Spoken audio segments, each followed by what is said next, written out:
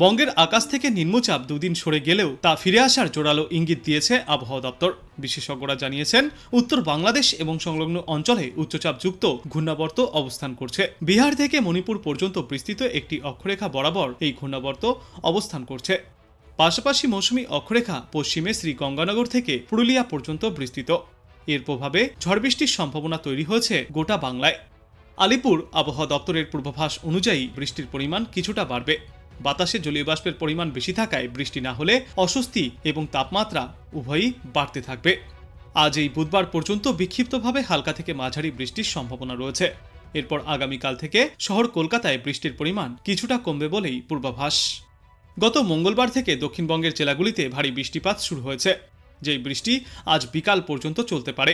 সবথেকে বেশি বৃষ্টির সম্ভাবনা রয়েছে নদিয়া, উত্তর ও দক্ষিণ 24 পরগনা, পূর্ব বর্ধমান, বাঁকুড়া এবং পুরুলিয়া জেলায়। আর হালকা থেকে মাঝারি বৃষ্টিপাতের সম্ভাবনা রয়েছে বাকি গোটা দক্ষিণবঙ্গে। তবে এরই মধ্যে কোথাও কোথাও আবার সামান্য সময়ের জন্য ভারী থেকে অতি ভারী বৃষ্টিপাতও চলতে পারে। আজ এই বুধবার বীরভূম এবং মুর্শিদাবাদ জেলায় ভারী থেকে অতি ভারী বৃষ্টির সম্ভাবনা সবথেকে বেশি, তাই এই দুই জেলার জন্য কমলা সতর্কতা জারি থাকবে। দক্ষিণবঙ্গের বাদবাকি এলাকাগুলিতেও থাকছে হলুদ সতর্কতা। তবে দক্ষিণবঙ্গের সর্বত্রই বৃহস্পতিবার থেকে বৃষ্টির পরিমাণ অনেকটাই কমবে। ভারী বৃষ্টির আর কোনো সম্ভাবনা থাকবে না, কিন্তু তাও কয়েকটি জেলায় বিক্ষিপ্তভাবে বজ্রবিদ্যুৎ সহ হালকা থেকে মাঝারি বৃষ্টিপাত জারি থাকবে। উত্তরবঙ্গের জন্য পূর্বাভাসে জানা যাচ্ছে, আজ উত্তরবঙ্গের প্রায় সর্বত্রই বজ্রবিদ্যুৎ সহ হালকা থেকে মাঝারি বৃষ্টির সম্ভাবনা। ভারী বৃষ্টির সম্ভাবনা রয়েছে উত্তর দিনাজপুর, দার্জিলিং এবং জলপাইগুড়ি জেলায়। এরপর আগামী 48 ঘন্টায় বজ্রবিদ্যুৎ সহ এই বৃষ্টির পূর্বাভাস উত্তরবঙ্গের ওপরের দিকের 5 জেলাতেই জারি থাকবে। কিন্তু আপাতত একটানা ভারী থেকে অতি ভারী বৃষ্টির কোনো সম্ভাবনা নেই উত্তরবঙ্গের জন্য। এরপর আগামীকাল থেকে বৃষ্টির পরিমাণ কিছুটা বাড়বে উত্তরবঙ্গে। ভারী বৃষ্টির সম্ভাবনা রয়েছে কালিম্পং, আলিপুরদুয়ার এবং জলপাইগুড়ি জেলায়। বাকি জেলাগুলিতেও বজ্রবিদ্যুৎ সহ হালকা থেকে মাঝারি বৃষ্টির সম্ভাবনা রয়েছে। শুক্রবার উত্তরবঙ্গের উপরের দিকের 3টি জেলা অর্থাৎ আলিপুরদুয়ার, কোচবিহার এবং জলপাইগুড়িতে ভারী বৃষ্টির সতর্কতা জারি করা হয়েছে। বাকি প্রায় সব জেলাতেই বজ্রবিদ্যুৎ সহ হালকা থেকে মাঝারি বৃষ্টির সম্ভাবনা। শনিবার থেকে বৃষ্টির দাপট এবং পরিমাণ আরও বাড়বে উত্তরবঙ্গের জেলাগুলিতে। উত্তরবঙ্গের সর্বত্রই বজ্রবিদ্যুৎ সহ হালকা থেকে মাঝারি বৃষ্টির সম্ভাবনা রয়েছে। অতি ভারী বৃষ্টির সতর্কতা থাকবে জলপাইগুড়ি এবং আলিপুরদুয়ার জেলার জন্য। পাশাপাশি দার্জিলিং, কালিম্পং এবং কোচবিহার জেলাতেও রয়েছে ভারী বৃষ্টির সতর্কতা। এদিকে আজ কলকাতা এবং পার্শ্ববর্তী অঞ্চলে সর্বোচ্চ তাপমাত্রা থাকবে 31 ডিগ্রি সেলসিয়াসের আশেপাশে এবং আজ সর্বনিম্ন তাপমাত্রা থাকবে 27 ডিগ্রি সেলসিয়াসে। দিনের আকাশ সামান্য মেঘলা থাকবে। বজ্রবিদ্যুৎ সহ হালকা থেকে মাঝারি বৃষ্টির সম্ভাবনাও রয়েছে। আর বাতাসে আপেক্ষিক আর্দ্রতার সর্বনিম্ন পরিমাণ থাকবে 81% আর সর্বাধিক পরিমাণ থাকতে পারে 97%। বঙ্গোপসাগরের নিম্নচাপের জেরে সপ্তাহের শুরু থেকেই বাংলা জুড়ে বৃষ্টির পূর্বাভাস জারি করেছে আবহাওয়া দপ্তর।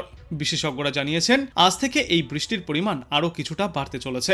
ভোররাত থেকে শুরু করে শহর কলকাতা এবং পার্শ্ববর্তী অঞ্চলে ভারী বৃষ্টিপাত দেখা গিয়েছে। আজ ভারী বৃষ্টির সম্ভাবনা রয়েছে দক্ষিণ 24 পরগনা, উত্তর 24 পরগনা, নদিয়া, পুরুলিয়া, বাঁকুড়া, পূর্ব এবং পশ্চিম বর্ধমানের মতো জেলাগুলিতে। এছাড়াও দক্ষিণবঙ্গের বাকি জেলাগুলিতেও বিক্ষিপ্তভাবে বৃষ্টি চলবে বলে জানিয়েছে মৌসুম ভবন। বৃষ্টি জারি থাকবে আগামীকাল পর্যন্ত।